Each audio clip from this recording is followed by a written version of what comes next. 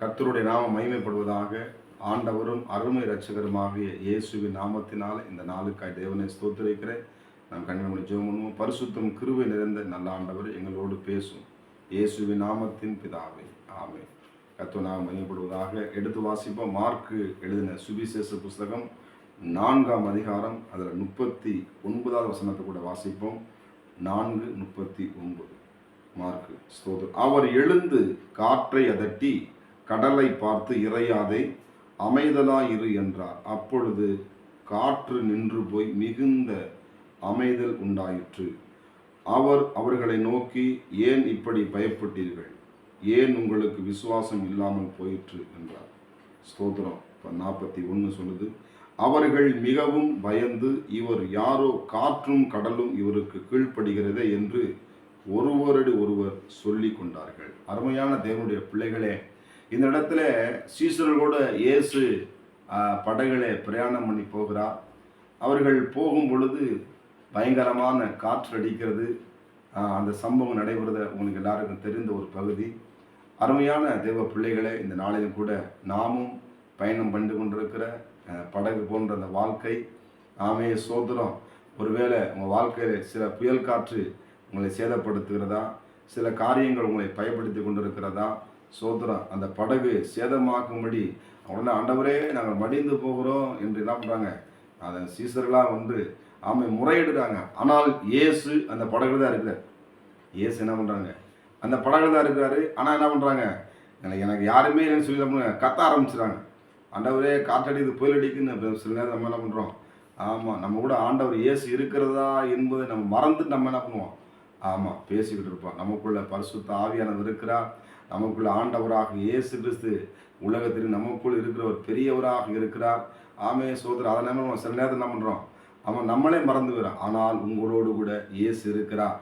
உங்கள் படகுலே ஆமே நீங்கள் பிரயாணம் பண்ணி கொண்டிருக்கிற உங்கள் வீடுகளில், உங்கள் குடும்பத்தில், உங்கள் பிள்ளைகள் வாழ்க்கையில் ஆண்டவராக இயேசு இருக்கிறார் என்பதை மறந்துடாது. எந்த காற்றோ, எந்த புயல் காற்றோ உங்கள் படகை, உங்கள் பிள்ளைகளை, உங்கள் குடும்பத்தை சேதப்படுத்த முடியாது.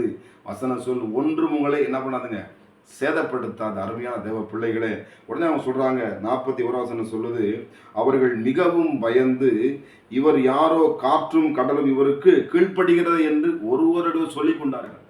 அப்போ இயேசுவே என்ன பண்ணுறாங்க, சீசர்களே சரியாக அறியாமல் இருக்காங்க. நாமளும் கூட சில நேரத்தில் நம்ம ஆண்டரை பற்றி நம்மளும் என்ன பண்ணுறோம், அறியாமையே இருக்கிறோம். அறியாமே நான் பிரயாணம் பண்ணிட்டு இருக்கேன். அறியாமே ஒரு நாள் வாழ்ந்தது இல்லை. பிள்ளைகளே, இந்த நாளில் கூட ஆண்டு உங்களை பார்த்து சொல்லுகிறார், நான் காற்றை கடலையும் அமர்த்துகிற தேவன்.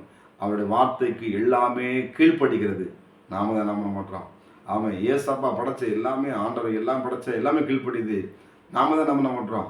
ஆமாம், கீழ்ப்படிய மாட்டோம், நம்ம இஷ்டத்துக்கு பண்ணுறோம். ஆனால் இல்லைங்க, இந்த இடத்துல ஆமே சோத்திரம். சீசர்கள் பார்த்து வியந்து போய் நின்றுறா. இன்றைக்கு ஆண்டவங்களோடு பேசி கொண்டிருக்கிறார். உங்கள் வாழ்க்கையிலே கர்த்தர் பெரிய பெரிய காரியங்களை செய்ய போகிறார். தேவன் உங்களை கொண்டு நிச்சயமாக ஆமே சோத்திரம். ஏசாயா தீர்க்க தரிசனத்திலும் எழுதப்பட்டிருக்கிறது, நீ பயப்படாதே, நான் உன்னோடு இருக்கிறேன். நீ தண்ணீரை கடக்கும் பொழுது, ஆறுகளை கடக்கும் பொழுது உண்மையில் புரளுவதில்லை. நீ அக்கியில் நடக்கும் பொழுது வேகாதிருப்பாய் என்று எழுதப்பட்டிருக்கிறது. அதனால் நீங்கள் இருக்கிற இடத்துல, நீங்கள் குடும்பத்தில் இருக்கிறத எந்த விதமான சந்தேகப்பட தேவையில்லை. ஆண்டவர் உங்களோடு இருந்து ஆமை உங்கள் எல்லா பயத்துக்கும் நீங்களாக்கி ஆண்டவர் உங்களை விடுவிக்கும்படி உங்களுக்குள்ளே இருக்கிறார். உங்களோடு கூட பேசி கொண்டிருக்கிறார். அருமையான தேவ பிள்ளைகளே, இந்த இடத்தில் அழகாக எழுதப்பட்டிருக்கிறது, சோத்திரம்.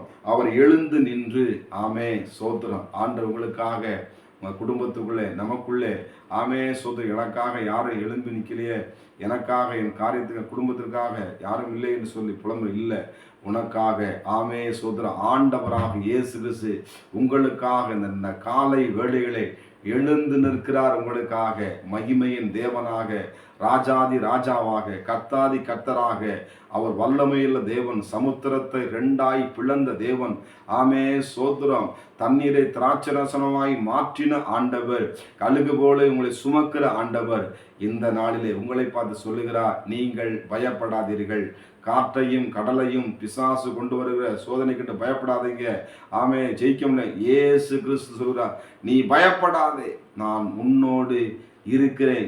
ஏன் பயப்பட்டீங்க அப்படி சொல்ற, ஸ்தோத்திரம். நான் கூட தான் இருக்கிறேன், ஏன் என்ன பண்ணுறீங்க, பயப்படுறீங்க. அருமையான தேவ பிள்ளைகளே, ஆமாம், இன்றைக்கு ஒப்பு கொடுங்க. ஆண்டவன் வாழ்க்கையில் இருக்கிற எல்லா பயத்தை எடுத்து போடுங்கப்பா.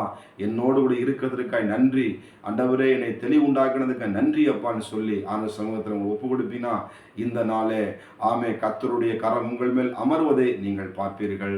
கர்த்தர் உங்களை ஆஸ்வதிப்பாராக. கண்கள் முடி ஜெபம் பண்ணுவோமா? பரிசுத்தமும் கிருபை நிறைந்த நல்ல ஆண்டவரே, ஆமே ஸ்தோத்திரம். காற்றையும் கடலையும் அதட்டின ஆண்டவர், உடைய பிள்ளைகளை வேதனைத்து படுத்தி கொண்டிருக்கிற ஆண்டவரே, போராடி கொண்டிருக்கிற எல்லாவித கிரியைகளும் இயேசுவின் நாமத்தினாலே அவைகள் நிர்மூலமாக அதை அதட்டி போடுகிறதுக்காய் ஸ்தோத்திரம் ஆண்டவரே. அந்த காற்றையும் கடலையும் ஆண்டவரை நீ அமர்த்துவதற்காய் ஸ்தோத்திரம். பிள்ளைகளுடைய வாழ்க்கையில் எந்தெந்த காரியத்தில் ஆண்டவரே கொந்தளித்து கொண்டிருக்கிறதோ ஆண்டவரே, பிள்ளைகள் ஆண்டவரை குறித்து கவலைப்படுகிற இயேசுவின் நாமத்தினாலே அது மாறுவதாக.